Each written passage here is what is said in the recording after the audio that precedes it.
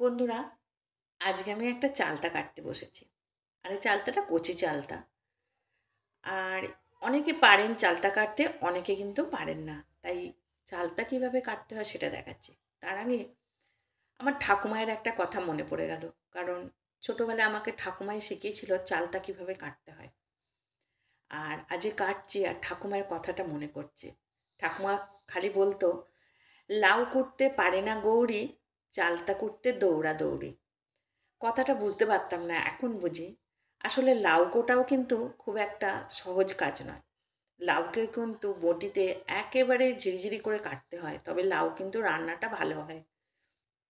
আর এই চালতা কাটা অনেকেই পারেন, অনেকেই পারেন না। অনেকে কি করেন, চালতাকে মধ্যিখান থেকে দোফালা করে নেয়।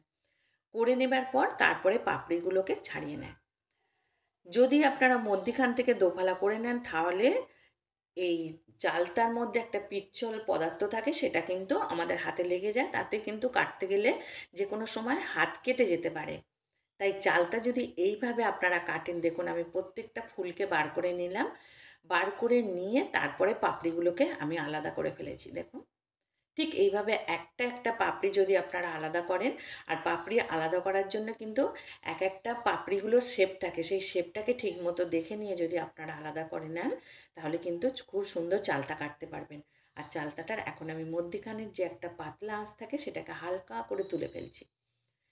এরপর পিছনের চোগলাটাকেও আস্তে আস্তে করে তুলে দেব, যতটা সম্ভব, কারণ এটা খুব কচি চালতা, তাই একটুখানি পাতলা আছে। আস্তে আস্তে করে ওপরের ছালটা তুলে দেবো, দিলেই কিন্তু এটা আমার কাটা হয়ে যাবে। আর এটা যদি পাকা চালতা হতো বা বড় চালতা, তাহলে এতটা অসুবিধা হতো না। দেখুন আমি কি সুন্দর করে দুদিকটা ছাড়িয়ে ফেললাম।